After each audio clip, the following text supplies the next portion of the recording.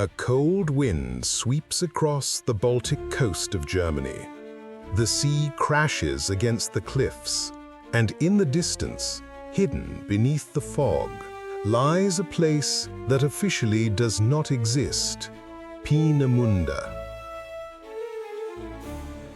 It's 1943.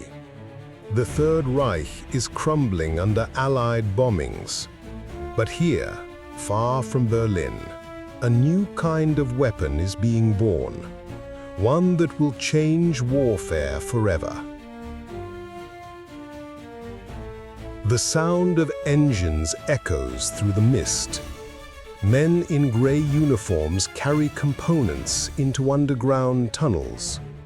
There's no laughter, no music, only orders, metal, and fear.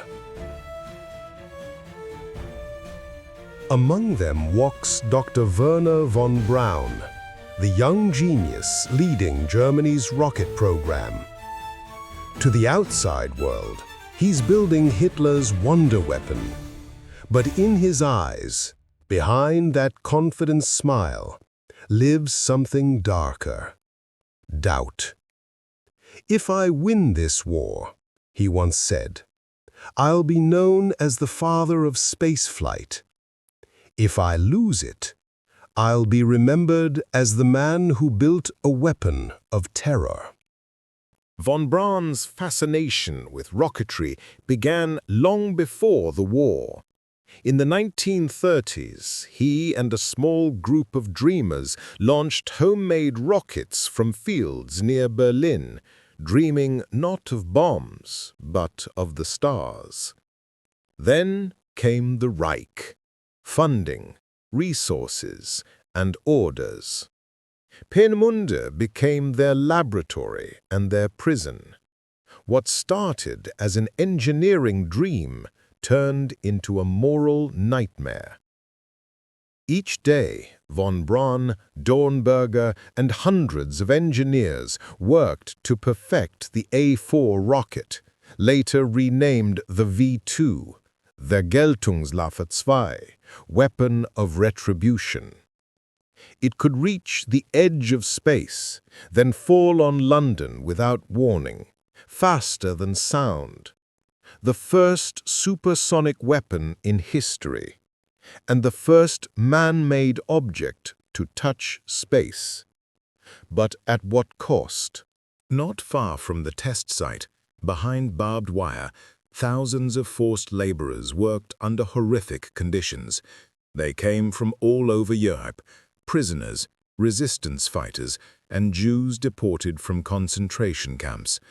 Among them was Jean Morel, a French mechanic captured in 1942. He'd repaired engines before the war. Now he was assembling the engines of vengeance. "Every bolt I tighten," he wrote secretly in his journal, "I imagine it coming loose mid-flight. I can't stop them, but maybe I can slow them down." Unknown to the SS guards, small acts of sabotage began to spread among the workers. Misaligned gyroscopes, tiny cracks in fuel lines. Each error meant another rocket that would fail to launch. They were the invisible resistance. Meanwhile, across the sea, British intelligence was watching. Reconnaissance photos revealed strange shadows near Peenemünde, long buildings, test stands, and rocket-like silhouettes. Analysts at Bletchley Park intercepted fragments of messages. A4, Test Stand 7, Ballistic Trajectory. They didn't know exactly what it was, but they knew it was dangerous. Churchill made a decision. "We cannot allow Hitler to possess a weapon from the future. Burn Peenemünde to the ground." August 17th, 1943. Night over the Baltic. Hundreds of British bombers cross the North Sea, guided by moonlight. The code name Operation Hydra. In Peenemünde, the engineers are asleep when the sirens begin to wail. Flames light the sky. The ground shakes. Von Braun runs from his quarters, shouting for his men. Bombs fall on workshops, laboratories, and barracks. Dozens of engineers die. Hundreds of prisoners, too. The attack delays the V-2 program for months, but not enough to stop it. After the bombing, von Braun walks through the ruins. A child's doll lies among the rubble. He kneels down, brushes off the ash, and whispers to himself, "We're building miracles in hell." After the bombing, production moves underground into the metalwork tunnels built by prisoners from the Dora concentration camp. Here, in darkness and stench, tens of thousands work and die. Jean Morel is transferred there. He no longer believes he'll survive, but he still fights. "They can bury us here," he whispers, "but one day someone will know what we did." Every rocket completed in Dora carries not only metal and fuel, but the suffering of those who built it. Von Braun visits Dora once. He walks through the tunnels, covering his mouth from the stench. He sees corpses, sees men too weak to stand, and for the first time cannot speak. He signs a report, then walks away, but that image never leaves him. October 3rd, 1942. A clear morning at Peenemünde. Von Braun and his team stand around the launch pad. Countdown. Ignition. The V-2 rises, roaring through the clouds. For a moment, all doubts vanish. Then, silence. The rocket arcs into the sky, breaks the sound barrier, and disappears into space. Von Braun lowers his binoculars. He smiles, but it's not joy. It's something else. "We have crossed the threshold," he says quietly. "Now the world will never be the same." September 1944. The first V-2 rockets strike London and Antwerp.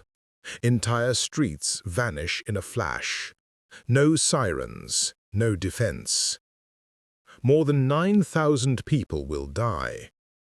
The German propaganda calls it justice. But in Peenemünde, von Braun no longer celebrates. He tells his colleague, "I wanted to reach the stars, but instead I helped send men to hell." He begins to drink.